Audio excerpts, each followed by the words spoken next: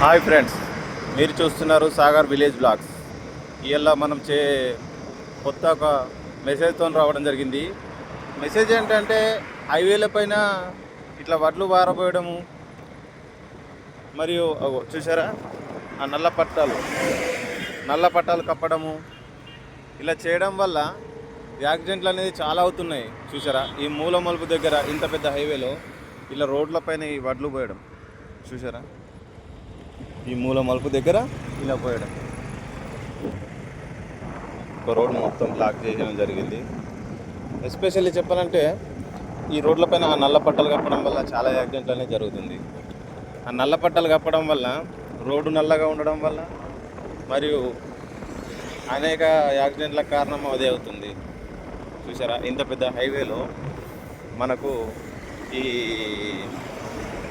One side మొత్తం వడ్లు పారబోయడం అనేది జరిగింది. కాబట్టి ఈ నల్ల పట్టలను చూస్తున్నాం.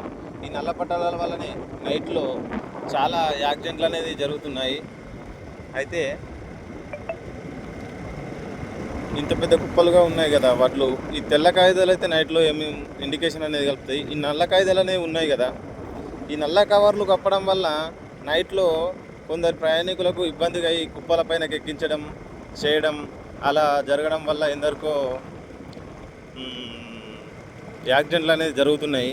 కనుక మనం ఒక చిన్న ఇండికేషన్ గుర్తు ఏదో రేడియం లాగానో ఏదో పెట్టుకోవడం వల్ల వాళ్ళకి యాక్సిడెంట్లు అనేది కాకుండా మనము కాపాడిన వారు ఏమవుతాం.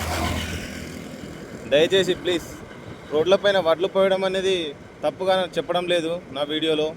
ఎందుకంటే మన వల్ల ఇతరులకు ఇబ్బంది కలిగించేయద్దు అనేది నా అభిప్రాయము. దయచేసి ఇలా రోడ్లపైన వడ్లు వారబోస్తున్నారు కదా, ఈ వడ్లు వారబోయడం ఎండబెట్టడం వలన మనకేమవుతుందంటే ఇతరులకు ఇబ్బంది కావద్దు, ప్రయాణికులకు. ఈ నల్ల పట్టాలు ఉన్నాయి చూడు, ఈ నల్ల పట్టాల పైన మనము నైట్లో వెళ్ళే ప్రయాణికులకు ఇండికేషన్ రెడ్ మార్క్ ఏదన్నా పెట్టినట్లయితే వాళ్ళకు చూసుకొని యాక్సిడెంట్లు నివారించవచ్చు అనేసి నా అభిప్రాయము. దయచేసి ఇలా నల్ల పట్టలు ఎవరైతే కప్పుకుంటారో ఈ వీడియోలో చెప్పడం జరిగింది, వాళ్ళు దానికి గుర్తులుగా పెట్టి ఈ యాక్సిడెంట్లు నివారించాలని నా అభిప్రాయము. ఎవరిని కించపరచాలనో ఏదో కాదు.